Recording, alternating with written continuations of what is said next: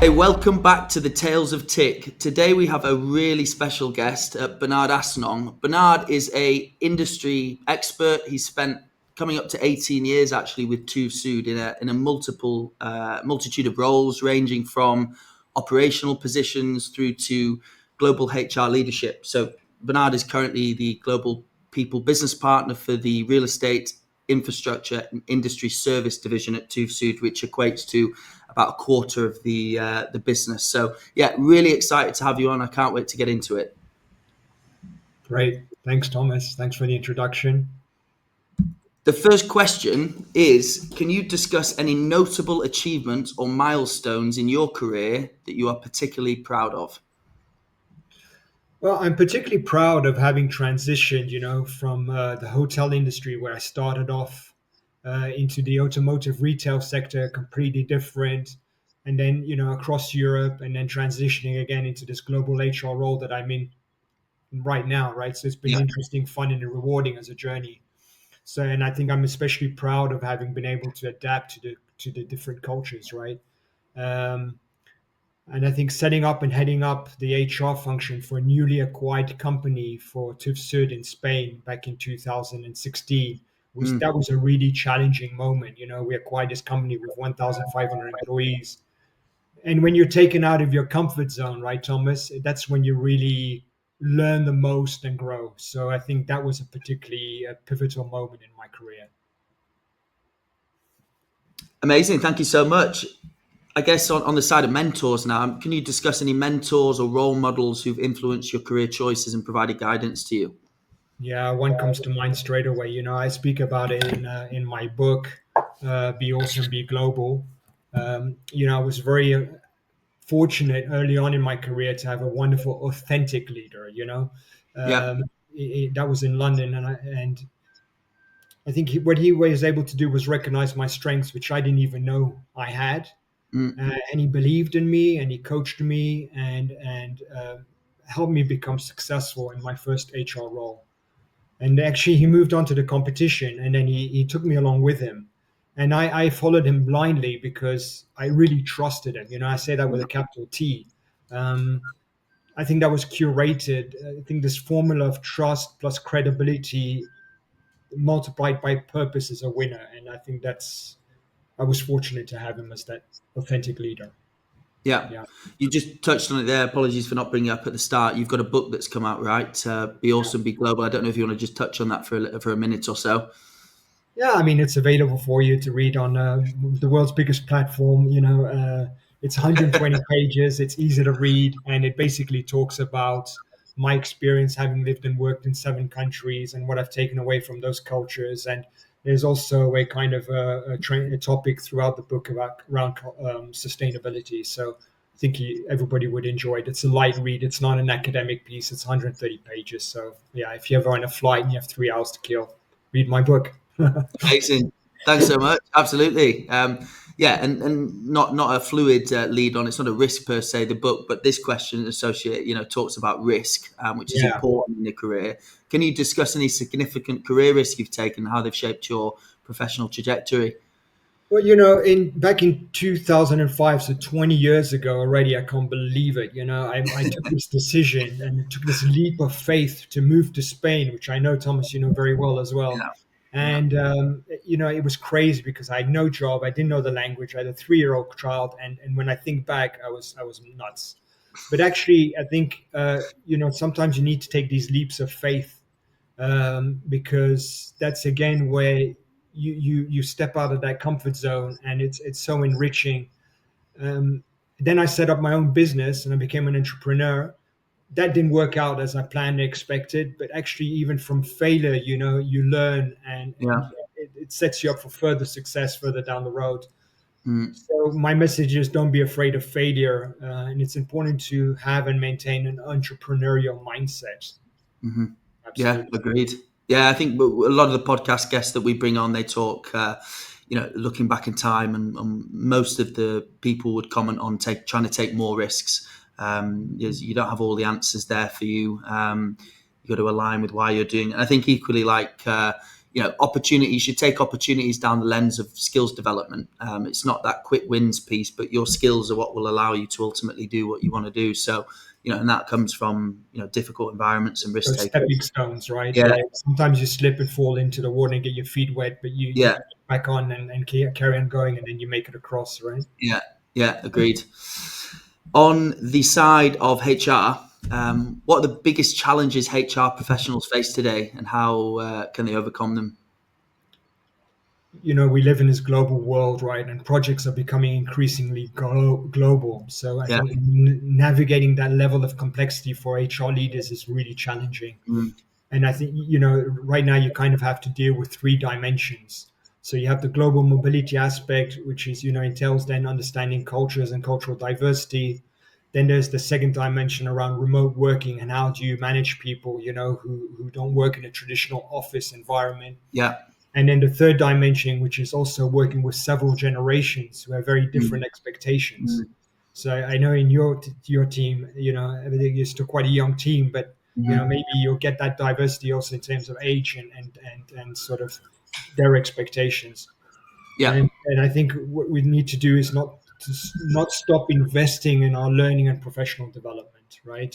You need to take ownership yourself of that, and don't expect your company to do it for you. Although I must say that at TIFSUD, we're very good at that. We're encouraging our leaders to do continuous learning. We give them many platforms on which to do that.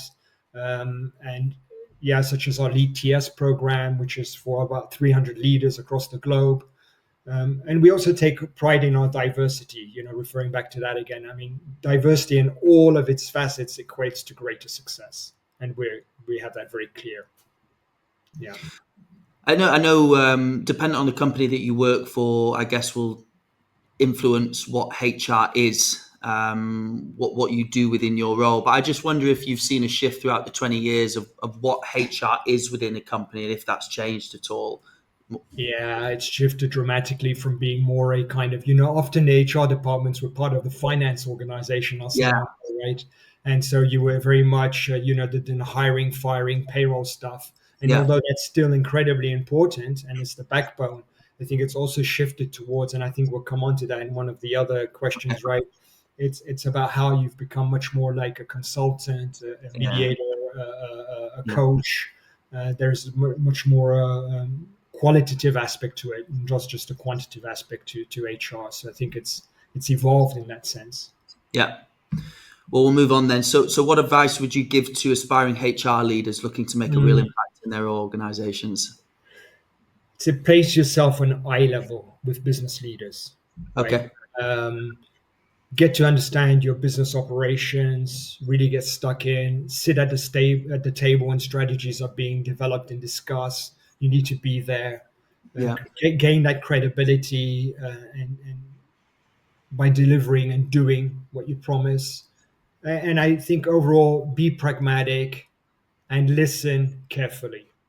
I think those, would be my advice giving to aspiring HR leaders. Yeah. Very good. We're moving on to a little bit about yourself then. So, how do you prioritize self care and maintain a healthy work life balance amidst the demands of your career? Yeah, first of all, I'm fortunate to work in an organization that really allows me to clearly separate personal and private life, right? Nice. And where boundaries are really respected. And I think people need to choose an employer that does that, right? And Hmm. that allows you to clearly separate those boundaries. I think that's the number one thing. I also go to the gym. I think keeping yourself fit allows for mental fitness too. I think Yeah. getting in that discipline and making sure I do that.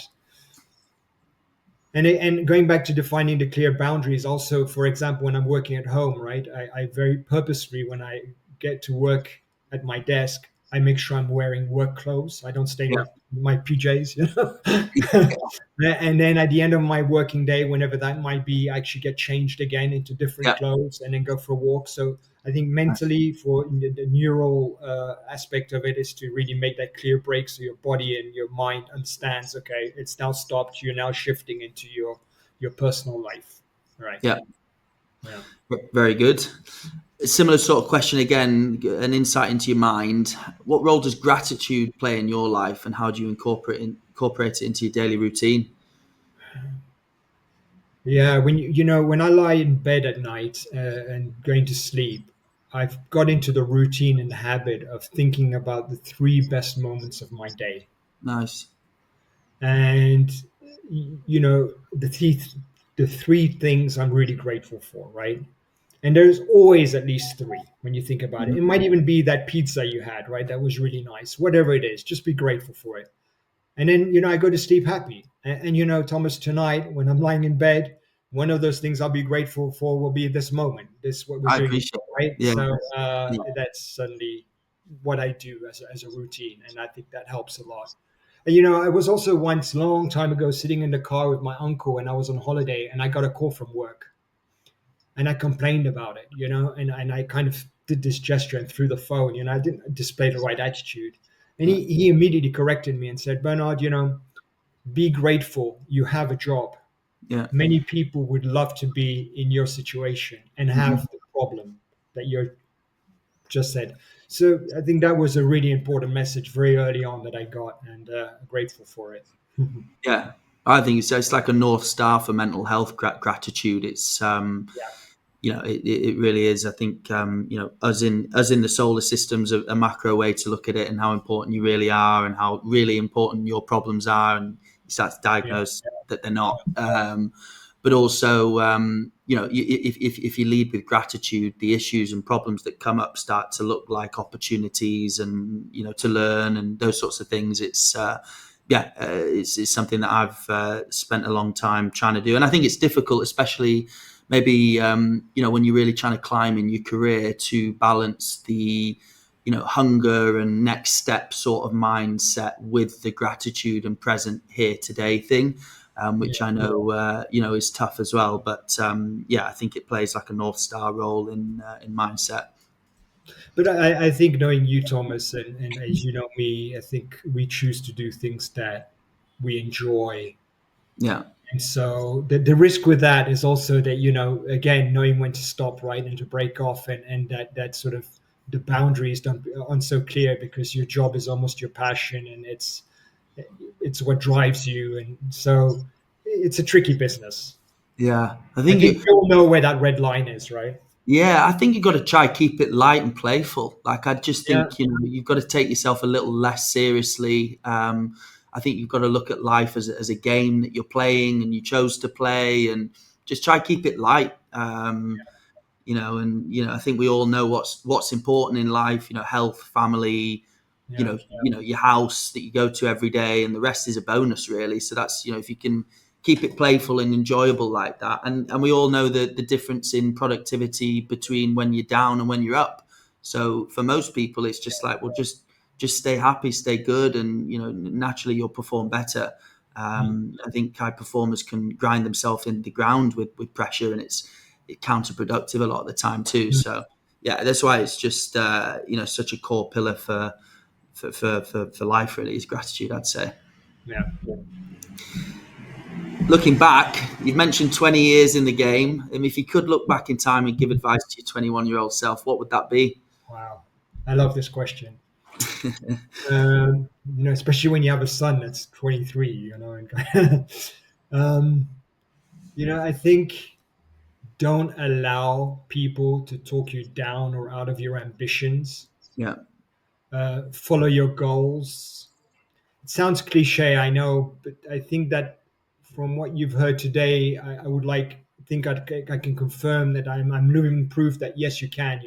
Take yeah, those risks, do it, follow your ambition, and don't let fear dictate your journey. mm, Seize opportunities and be authentic is my number one piece of advice, especially nowadays with social media and AI.